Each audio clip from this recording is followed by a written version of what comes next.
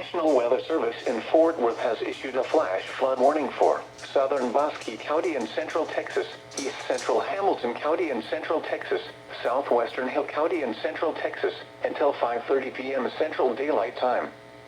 At 2:34 p.m. Central Daylight Time, Doppler radar and automated rain gauges indicated thunderstorms producing heavy rain along the line from near Cranfalls Gap to Clifton to Whitney.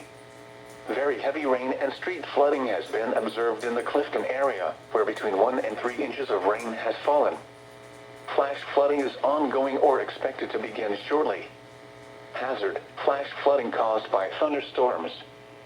Source: radar and automated gauges. Impact: flooding of small creeks and streams, urban areas, highways, streets, and underpasses, as well as other poor drainage and low-lying areas.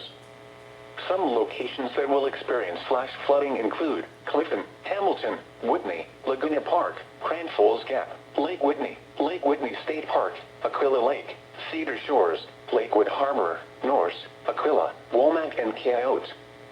Turn around, don't drown when encountering flooded roads. Most of flood deaths occur in vehicles.